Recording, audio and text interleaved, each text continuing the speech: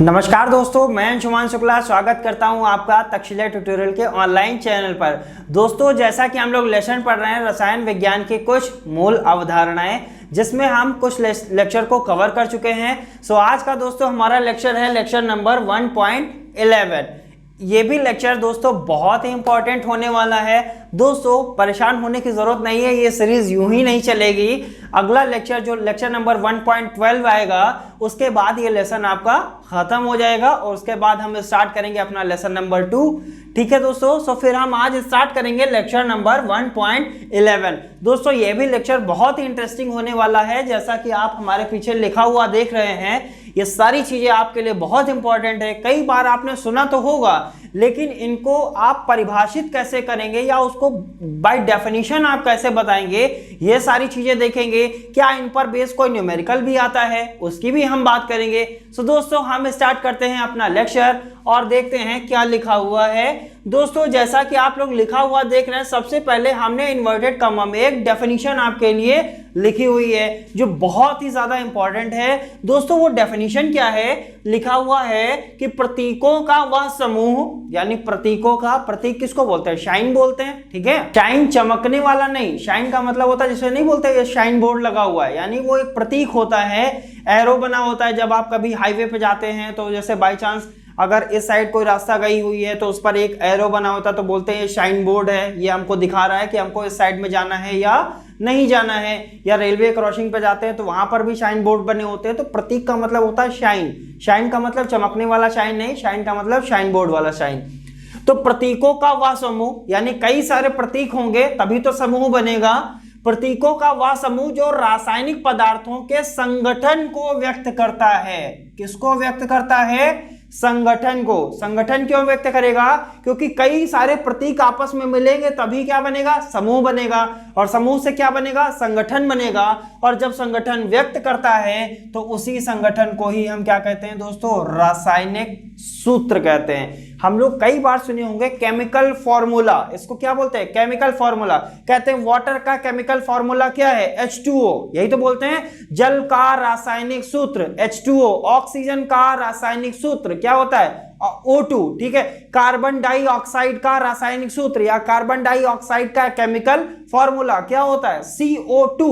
CO2 क्या हो गया सर, हमको पता है, जैसे ही हम लिखते हैं CO2 मतलब कार्बन है, ये कार्बन का प्रतीक C है, ऑक्सीजन का प्रतीक क्या होता है, O होता है, ये प्रतीक ही तो है। और प्रतीकों का हमने क्या बनाया, समूह बनाया।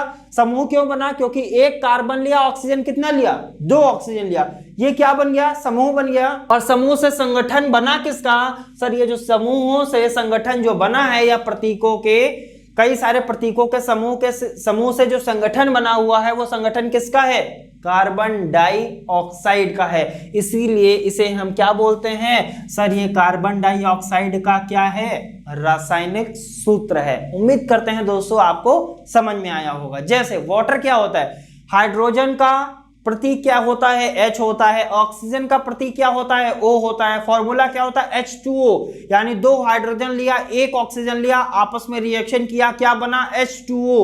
अब ये क्या है, कई सारे प्रतीक मिले, इनसे समूह बना, समूह से एक संगठन बना। किसका संगठन है, जल का है, तो उसको हम क्या बोल सकते हैं सर, ये जल का रासायनिक सूत्र है। उम्मीद करते हैं दोस्तों आपको चीजें आसानी से समझ में आ गई होगी। अब हम आते हैं सर, ये जो केमिकल फॉर्मूला होता है, क्या इसके भी कुछ टाइप होते हैं? यस सर, बिल्कुल इसके टाइप होते हैं। वो टाइप क्या हैं सर, इसके 3 टाइप होते हैं। इसको हम मूलानुपाती सूत्र के माध्यम से व्यक्त कर सकते हैं, अणु सूत्र के माध्यम से व्यक्त कर सकते हैं, और संरचना सूत्र के माध्यम से व्यक्त कर सकते हैं। दोस्तों मूलानुपाती सूत्र को इंग्लिश में बोलते हैं एम्पेरिकल फॉर्मूला, EMPERICAL FORMULA। ये सारी चीजें क्या होती हैं, सारी चीजें दोस्तों हमने नोट्स में मेंशन कर रखी हैं। जो नोट्स आपको कहां मिलेगा, डिस्क्रिप्शन बॉक्स में मिलेगा। डिस्क्रिप्शन बॉक्स कहां होता है, नीचे की तरफ। नीचे की तरफ जाएंगे तो डिस्क्रिप्शन बॉक्स में आपको एक लिंक मिलेगा, वहां पर क्लिक करेंगे और PDF आपकी डाउनलोड हो जाएगी और आपकी पढ़ाई बहुत ही अच्छे से आगे होती रहेगी। सो दोस्तों मूलानुपाती सूत्र होता है, मूलानुपाती सूत्र को एम्पिरिकल फॉर्मूला, अणुसूत्र को बोलते हैं मॉलिक्यूलर फॉर्मूला, और संरचना सूत्र को क्या बोलते हैं, स्ट्रक्चरल फॉर्मूला। यानी जो कार्बन डाइऑक्साइड है ये क्या है, इसका संरचना सूत्र क्या होगा, स्ट्रक्चर क्या होगा, कैसे हम इसको लिखेंगे, ये भी सारी हम बातें दोस्तों करेंगे। लेकिन कहां, आगे बातें करेंगे जब हम धीरे धीरे अपने लेसन में आगे की तरफ बढ़ेंगे तो हम आपको ये भी सिखाएंगे कि कार्बन डाइऑक्साइड को संरचना के माध्यम से कैसे व्यक्त किया जाएगा, वाटर को कैसे व्यक्त करते हैं, कैसे ट्राइगोनल बनता है, कैसे टेट्राहेड्रल बनता है, ये सारी चीजें क्या होती हैं, ये सारी चीजें दोस्तों हम एक्सप्लेन करेंगे।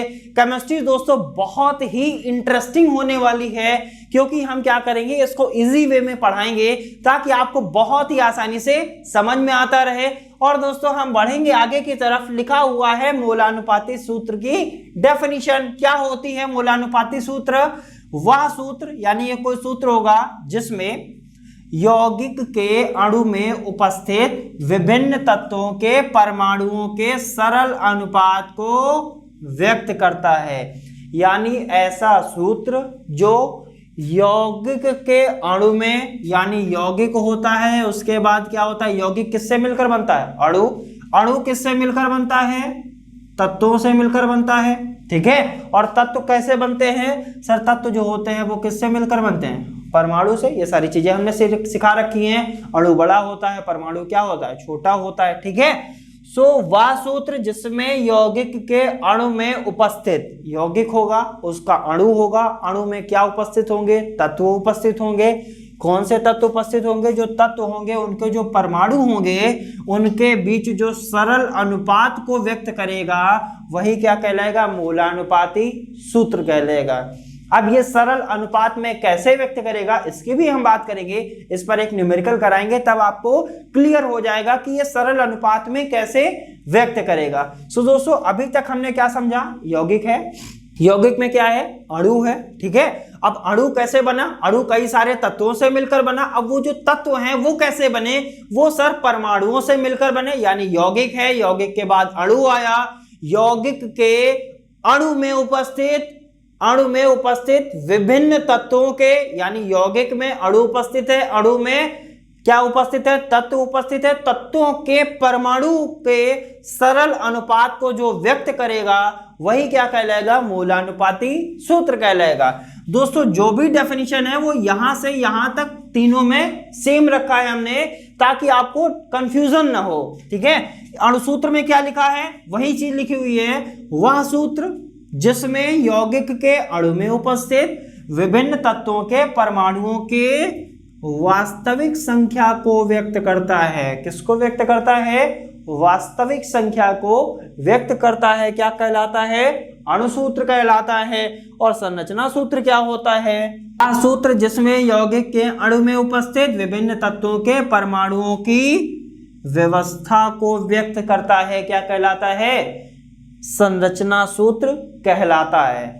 अब दोस्तों इसको सिंगल लाइन में आप बोल सकते हैं। अब देखिए ये कोटेशन तो सेम है, तीनों डेफिनेशन में हमने बिल्कुल सेम रखी हुई है, ताकि बिल्कुल भी कंफ्यूजन ना हो। आप किसी भी डेफिनेशन की ये वाली कोटेशन अगर याद रखेंगे तो मूलानुपाती सूत्र क्या होते हैं, जो सरल अनुपात को व्यक्त करते हैं। किसके सरल अनुपात को, परमाणुओं के सरल अनुपात को व्यक्त करते हैं, मूलानुपाती सूत्र कहलाते हैं। अणुसूत्र क्या होता है, जो परमाणुओं की वास्तविक संख्या को व्यक्त करते हैं, क्या कहलाते हैं, अणुसूत्र कहलाते हैं। संरचना सूत्र क्या होता है, वह सूत्र जो परमाणुओं की व्यवस्था को व्यक्त करते हैं, क्या कहलाते हैं, संरचना सूत्र कहलाते हैं। उम्मीद करते हैं रासायनिक सूत्र क्या होता है, अणुसूत्र, संरचना सूत्र और मूलानुपाती सूत्र क्या होते हैं, यह आपको आसानी से समझ में आ गया होगा। अब बढ़ेंगे दोस्तों अगले टॉपिक पर। टॉपिक हमारा है स्टाइकियोमेट्री। नाम थोड़ा सा अच्छा लग रहा है, बोलने में अच्छा लगता है। क्या बोलते हैं, स्टाइकियोमेट्री, मतलब ऐसा लगता है कि सर हम अंग्रेज हो गए, ठीक है। अंग्रेज में क्या होता है, कुछ वर्ड ऐसे अच्छे से बोले जाते हैं ताकि थोड़ा सा अच्छा सा फीलिंग होता है। सो स्टाइकियोमेट्री दोस्तों क्या है, स्टाइकियोमेट्री क्या होती है, इसको हम क्यों स्टाइकियोमेट्री कहते हैं, या स्टाइकियोमेट्री का मतलब क्या होता है, लिखा हुआ है दोस्तों, अभिकारकों और उत्पाद की मात्राओं के मध्य सहसंबंध अभिक्रिया की स्टाइकियोमेट्री कहलाता है। यहां से ये तो समझ में आ गया, जो स्टोइकियोमेट्री होती है वो किसके लिए होती है, अभिक्रिया के लिए होती है, ठीक है। लेकिन वो किसमें होती है सर, अभिकारक और उत्पाद की मात्राओं के मध्य सहसंबंध। सहसंबंध का मतलब होता है कोरिलेशन, ठीक है। यानी अभिकारक और उत्पाद की जो मात्राएं हैं उनके बीच में जो संबंध बताती है उसी को ही हम क्या कहते हैं, स्टोइकियोमेट्री कहते हैं। उम्मीद करते हैं आपको समझ में आया होगा। अभिकारक क्या होते हैं, वह पदार्थ जो आपस में क्रिया करते हैं क्या कहलाते हैं, अभिकारक कहलाते हैं। और उत्पाद क्या होता है, अभिकारक जब आपस में क्रिया करते हैं तो कोई नया पदार्थ बनता है, उसे ही हम क्या कहते हैं दोस्तों, उत्पाद कहते हैं। सो अभिकारक क्या है और उत्पाद क्या है आपको समझ में आया होगा। और अभिकारक उत्पाद किस में आते हैं, केमिकल रिएक्शन में या रासायनिक अभिक्रिया में। रासायनिक अभिक्रिया क्या होती है, एक ऐसी प्रक्रिया जिसमें अभिकारक से आपको क्या प्राप्त होता है, उत्पाद प्राप्त होता है, क्या कहलाती है, रासायनिक अभिक्रिया कहलाती है। सो दोस्तों क्या हुआ, स्टोइकियोमेट्री अभिकारक और उत्पाद के मात्राओं के मध्य जो संबंध को व्यक्त करता है उसे क्या कहते हैं, स्टोइकियोमेट्री कहते हैं। अब दोस्तों ये चीजें तो हमको समझ में आ गई। अब हम बात करेंगे कि सर हमको कई सारे तत्व दे दिए जाएं, ठीक है, तो उनका हम मूलानुपाती सूत्र कैसे निकालेंगे। जैसे हमने आपको दे दिया नाइट्रोजन कोई यौगिक है, उसमें नाइट्रोजन कुछ परसेंट बता दिया, ऑक्सीजन कुछ परसेंट बता दिया, हमने कहा इसका अणुसूत्र क्या होगा, तो आप ऐसे तो बता नहीं पाएंगे। तो सबसे पहले आप उसका क्या निकालेंगे, मूलानुपाती सूत्र निकालेंगे। सबसे पहले हम क्या निकालते हैं, मूलानुपाती सूत्र। फिर क्या निकालेंगे, अणुसूत्र निकालेंगे। और संरचना सूत्र की बात हम दोस्तों कहाँ करेंगे, जब हम आगे पढ़ेंगे, कुछ और लेसन पढ़ेंगे तो वहां पर हम ये भी सीखेंगे कि संरचना सूत्र कैसे निकाले जाते हैं। तो दोस्तों अभी हम सीखते हैं कि मूलानुपाती सूत्र निकाला कैसे जाएगा। आइए दोस्तों स्टार्ट करते हैं। तो दोस्तों हम बात करेंगे मूलानुपाती सूत्र ज्ञात करना, कैसे हम मूलानुपाती सूत्र को ज्ञात करेंगे। तो दोस्तों एक टेबल बनी हुई आप देख रहे हैं। मूलानुपाती सूत्र जब भी क्वेश्चन को दिया होगा तो मूलानुपाती सूत्र निकालने के लिए आप इस तरीके की एक टेबल बनाएंगे। एक इस साइड क्या लिखना है, तत्व, इस साइड लिखना है भार प्रतिशत, इस साइड लिखना है अपेक्षिक संख्या और इस साइड क्या लिखना है, सरल अनुपात। जैसा कि हमें पता है मूलानुपाती सूत्र क्या होता था कि परमाणुओं का क्या कहलाता था, सरल अनुपात जो होता था वही क्या कहलाता था, मूलानुपाती सूत्र। यानी मूलानुपाती सूत्र में बेसिकली हमको निकालना क्या होता है, सरल अनुपात। लेकिन ये जो सरल अनुपात निकालेंगे वो कैसे निकाला जाएगा, आपको कोई क्वेश्चन दिया जाएगा उसमें तत्व बता दिए जाएंगे, सर 2 तत्व दे दिए जाएं या 3 तत्व दे दिए जाएं, ठीक है। जैसे मान लेते हैं हाइड्रोजन और ऑक्सीजन दे दिया गया आपको, मान लेते हैं सपोज करते हैं हाइड्रोजन और ऑक्सीजन, ठीक है, आपको कोई 2 तत्व दे दिए गए। अब इनके आपको क्या दे दिए गए, भार प्रतिशत, ठीक है। भार प्रतिशत का मतलब बोल दिया गया 36% और क्या है आपकी हाइड्रोजन है और 64% क्या है, ऑक्सीजन है। मान लेते हैं, हालांकि ऐसा कुछ भी नहीं है, ठीक है। मान लेते हैं हाइड्रोजन कितनी है, या हाइड्रोजन की जगह मान लेते हैं हाइड्रोजन ऑक्सीजन कुछ नहीं लेते हैं, मान लेते हैं, चलिए ठीक है हाइड्रोजन ऑक्सीजन ही रखते हैं। मान लेते हैं हाइड्रोजन कितनी है 36, ऑक्सीजन कितनी है 64%, ठीक है। अब आते हैं अपेक्षिक संख्या कैसे निकाली जाएगी, तत्व का भार प्रतिशत जो आपको यहां पर क्वेश्चन में दिया जाएगा। भार प्रतिशत को ऊपर रखेंगे बटे तत्व का परमाणु भार। अब जो तत्व होगा उसका परमाणु भार भी आपको पता होगा, जैसे भार प्रतिशत को हमने ऊपर रखा और तत्व का परमाणु भार कितना होता है, हाइड्रोजन का परमाणु भार है 1, तो कितना आया 36, ठीक है। जब इसको डिवाइड करेंगे 36 आएगा। इसी तरीके से ऑक्सीजन का भी निकाल लेंगे, ठीक है। सो यहां से हमको क्या मिल जाएगा, अपेक्षिक संख्या मिल जाएगा।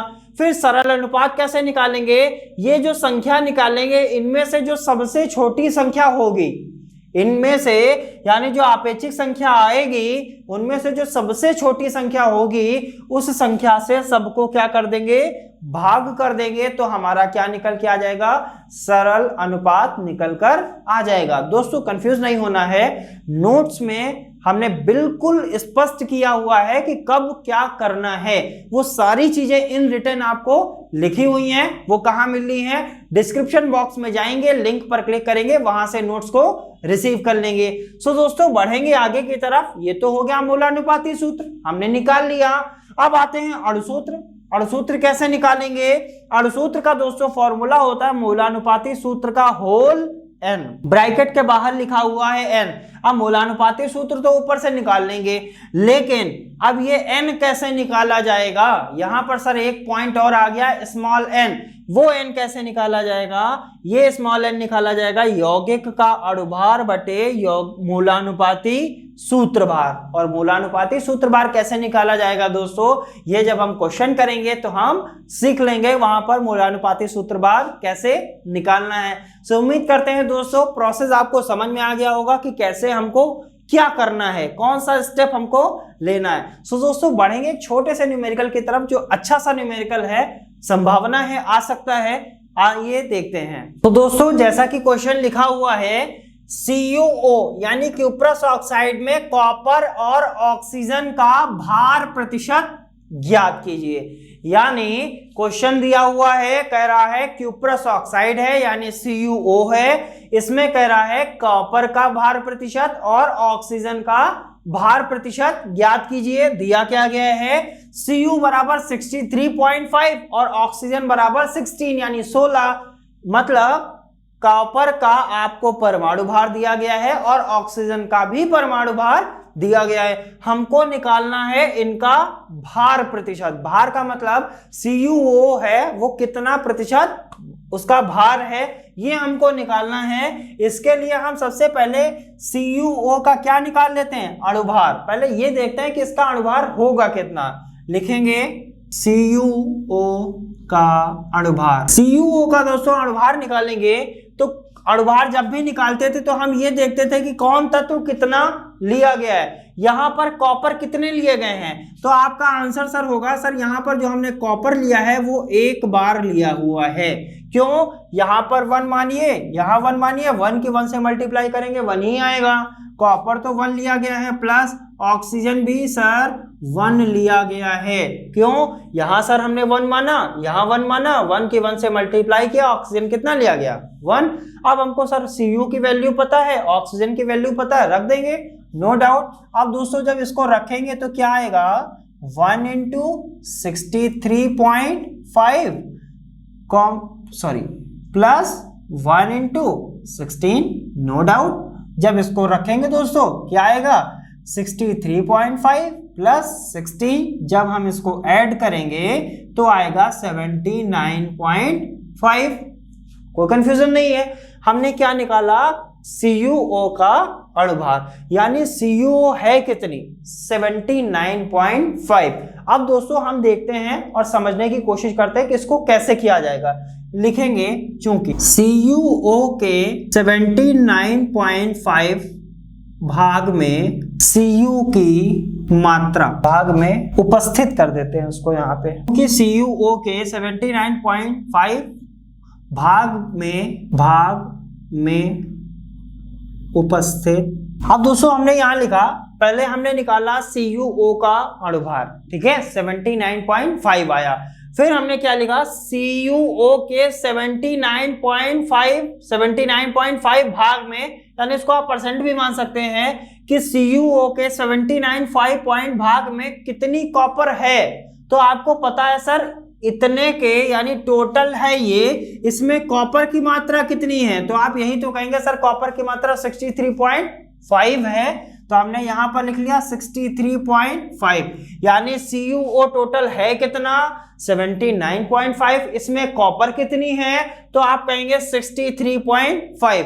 ये तो हो गई कितने भाग में, 79.5 भाग में। अब हम निकालते हैं एक भाग में कॉपर कितना होगा। हमको पता है कि 10 केले का मूल्य इतने रुपए है, तो 1 केले का कितने होगा, तो उस मूल्य से इस वाले भाग को क्या कर देते थे, भाग कर देते थे, तभी तो निकलता था। तो यहां क्या लिख सकते हैं, इसलिए CuO के 1% भाग में, आप चाहें तो यहां प्रतिशत भी लगा सकते हैं, भाग में उपस्थित Cu की मात्रा कितनी आएगी, 63.5 से आप क्या करिए, 79.5 को भाग कर दीजिए, तो आपको यह पता चल जाएगा कि CuO के 1% भाग में कॉपर कितना होगा। जब हमने 1% भाग में कॉपर निकाल लिया तो क्या 100% में निकाल सकते हैं, यस सर, बिल्कुल निकालिए। आप इसको क्या लिख सकते हैं, CuO के 100% भाग में देखिए ये मैथमेटिकल पोर्शन है, थोड़ा सा दिमाग लगाना है। मैथमेटिकल पोर्शन क्या कहता है, जब आपको किसी भी चीज के बारे में ज्ञात करना होता है, जैसे हमने बताया आपसे कि 100 केले का 50 केले का मूल्य इतने रुपए है, ठीक है, या 50 केले का मूल्य 500 रुपए है, तो एक केले का मूल्य क्या होगा, तो आप क्या करेंगे 500 को 50 से भाग करते थे, ठीक है। चूंकि और इसलिए वाले क्वेश्चन हमने बचपन में कई सारे लगाए हुए हैं। प्रोसेस वही अपनाया है कि तो CuO में इतने % भाग में कॉपर कितनी थी, इतनी थी। अब 1% भाग में कॉपर कितनी होगी, इतनी होगी। अब 100% भाग में कॉपर कितनी होगी, वो निकालते हैं उपस्थित कॉपर की मात्रा। जब 100% के लिए निकाला जाता है तो क्या करते हैं, इसको मल्टीप्लाई कर देते हैं 63.5 अपॉन 79.5 इंटू 100। दोस्तों जब आप इसको डिवाइड करेंगे तो आपका आंसर आएगा 79.8%, ठीक है। यानी आपने पहले क्या निकाला, CuO का अणुभार निकाला। अणुभार निकालने के बाद आपने ये देखा कि CuO है कितनी 79.5। अब 79.5% भाग में कॉपर कितनी है 63.5, फिर 1% में निकाल लिया, फिर आपने 100% में निकाल लिया। अब यानी CuO में कॉपर कितना % आ गया 79.8%। 100% में 79.8% कॉपर है तो बचा हुआ क्या होगा, ऑक्सीजन होगा। अतः हम इसको क्या लिख सकते हैं, अतः Cu का भार प्रतिशत बराबर कितना आ गया 79.8%। यानी क्यूप्रस ऑक्साइड में कॉपर कितनी है 79.8%। जब 79.8% कॉपर है और परसेंटेज में हमेशा टोटल कितना लेते हैं 100%, अतः हम क्या लिख सकते हैं, अतः ऑक्सीजन का भार प्रतिशत कितना आएगा 100 से आप माइनस किसको कर देंगे, कॉपर के भार प्रतिशत को, यानी कॉपर का भार प्रतिशत। ये दोस्तों इसको माइनस करते हैं तो आएगा 100 माइनस 79.8। जब आप इसको करेंगे तो कितना आएगा, यहां से 20.2%। ये क्या आ गया, ये दोस्तों आया कॉपर का भार प्रतिशत। यहां किसका आ गया, ऑक्सीजन का भार प्रतिशत।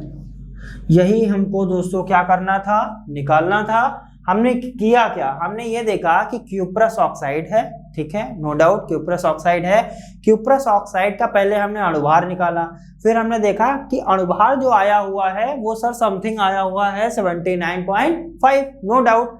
अब जो ये 79.5 है वो किसका है, क्यूप्रस ऑक्साइड का है।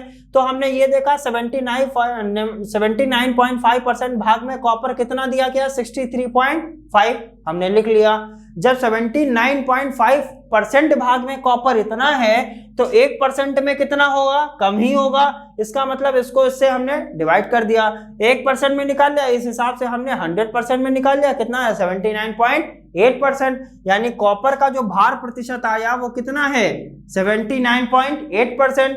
अब हमको निकालना किसका था, ऑक्सीजन का। टोटल परसेंटेज होता है 100, यानी अगर 100 से हम कॉपर का भार प्रतिशत माइनस कर दे तो हमको ऑक्सीजन का भार प्रतिशत पता चल जाएगा। तो ऑक्सीजन का भार प्रतिशत दोस्तों कितना आ गया 20.2%। उम्मीद करते हैं दोस्तों क्वेश्चन समझ में आया होगा। अब दोस्तों मोलानुपाती सूत्र और अणुसूत्र के क्वेश्चन को निकालने के लिए या ऐसे क्वेश्चन को देखने के लिए मिलेंगे नेक्स्ट लेक्चर में। तो दोस्तों आज के लेक्चर में इतना ही, मिलते हैं नेक्स्ट लेक्चर में। धन्यवाद।